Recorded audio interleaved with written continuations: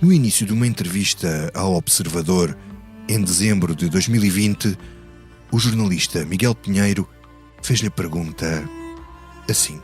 André Ventura, líder e candidato presidencial do Chega. André Ventura, há dias escreveu esta frase nas redes sociais. Deus confiou uma difícil, mas honrosa missão de transformar Portugal. Quando é que isso aconteceu? E Ventura, com toda a naturalidade, respondeu desta maneira. Tem acontecido ao longo do tempo. Eu, pessoalmente, não tenho medo de falar de Deus. Eu sei que entrou no espaço público a ideia que falar de Deus é violar a laicidade do Estado. É tudo ao contrário. Não tem nada a ver a laicidade do Estado com eu acreditar em Deus. Eu, André Ventura, acredito que fui colocado numa missão de transformar Portugal. Sou eu. Uma coisa é falar de Deus, outra é eu dizer sinto-me um representante da Igreja Católica nestas eleições, ou da Igreja Evangélica. Deus está em todas as coisas como todas as coisas estão em Deus. Da mesma maneira que a realidade é fractal, analógica e o universo é holográfico. Portanto, e assim, a laicização, a separação dos poderes entre o Estado e os poderes de Deus, é apenas uma tentativa de impor a César o que é de César e a Deus o que é de Deus.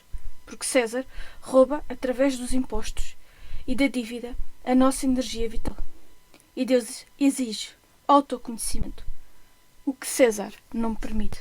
Na entrevista de vida que deu ao Expresso, explicou melhor porque é que não acha que esteja pecaminosamente a invocar o nome de Deus em vão. Eu acredito mesmo nisso. Mas sim, eu não estou a dizer que não acredito. Estou a dizer, certo. É dizê-lo. Certo. Mas não é invocar o nome de Deus em vão. Eu acho que é um pecado, não é? Eu acho que não.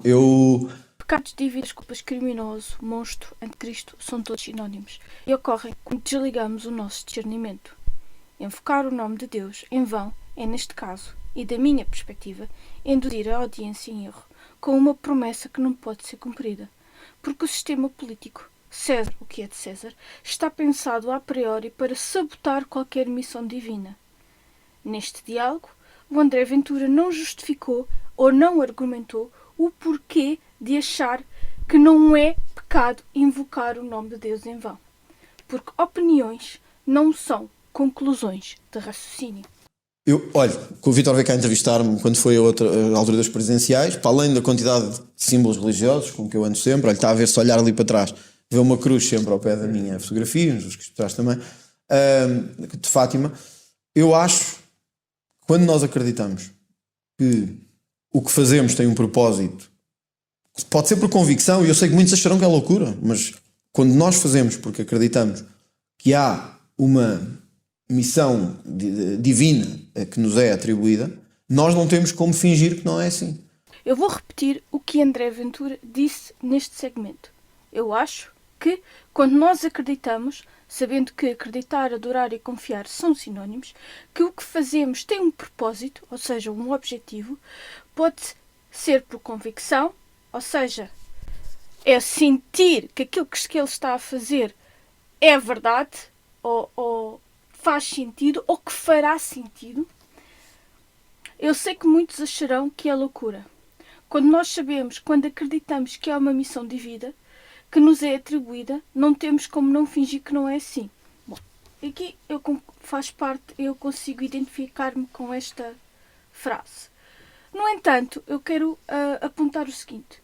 O que André Ventura ainda não percebeu é que a política, ou a arena política, é como atirar uma gazela ou um cordeiro para o meio dos lobos. O que o André Ventura ainda não percebeu é o que está escrito em 2 Coríntios 6, 14 a 16. Jamais vos coloqueis em julgo desigual com os descrentes. Portanto, um descrente é o oposto do crente. O crente acredita. Acreditar, adorar e confiar são sinónimos. Confiança cega é pecado de usura. Pois o que há de comum entre a justiça e a injustiça? Ou seja, são duas, não há nada em comum entre a justiça e a injustiça, ou seja, entre a racionalidade e a irracionalidade, entre o pecador e o divino. O que a comunhão pode ter a luz com as trevas, ou seja, qual é a comunhão, o que é que pode ter em comum a inteligência com a ignorância? Que harmonia tem Cristo e Belial, quando Cristo é harmonioso e Belial é desarmonioso? Ou seja, Cristo vive em superávit e Belial vive em déficit.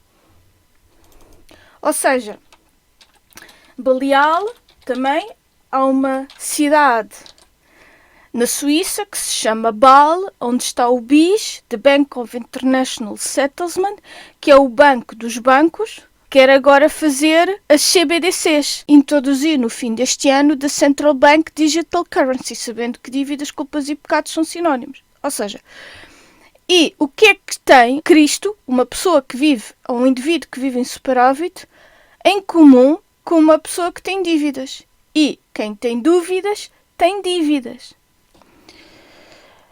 E o gestor deste banco é o Augustin Carstens, e eu aconselho a ver os 38 segundos que estão nos meus canais do Alcance Divino, no qual ele quer controlar todas as transações financeiras. E se o André Ventura não percebe a ligação entre dinheiro, gestão pessoal e gestão do discernimento, ele não percebeu as escrituras.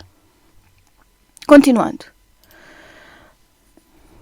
O que parceria pode estabelecer entre o crente e o incrédulo? E que acordo pode existir entre o templo de Deus e os ídolos? Portanto, somos santuário do Deus vivo, como declarou o próprio Senhor. Dir-me, conseguiu sempre viver a vida de acordo com isto? Não, claro que não, mas esse é o desafio. Acha que evocar a Deus em vão por estar na política? Acha que por estar na política e usar isto no discurso político é usar o nome de Deus em vão? Eu acho que não é.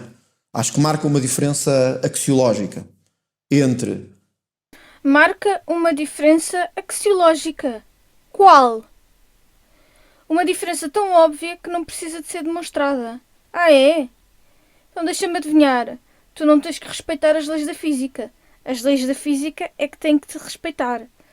Tu não tens que respeitar as leis da lógica booleana. As leis da lógica booleana é que têm que se adaptar ao teu raciocínio.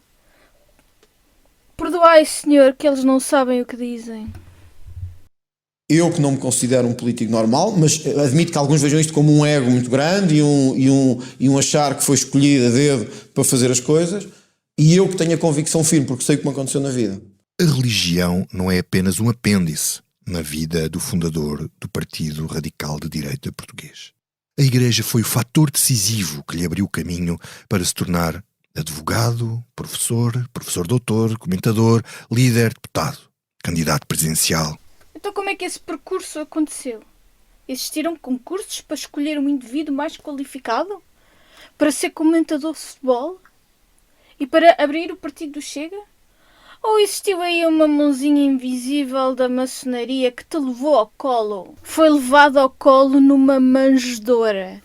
O adolescente recém-evangelizado sofreu o tropismo dos adolescentes e dos cristãos convertidos.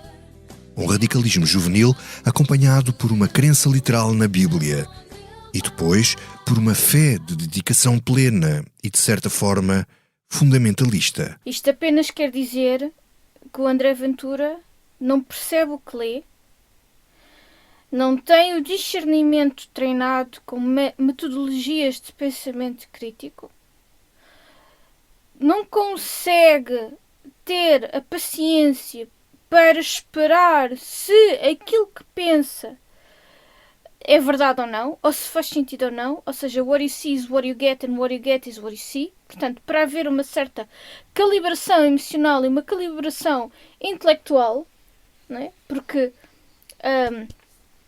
o discernimento e as ideias têm que estar muito bem cozidas para fazerem sentido, e como o André Ventura não tem essa personalidade dele próprio no seu ser trabalhada, ele agarra-se à Bíblia, às Escrituras, como se aquilo fosse a verdade absoluta.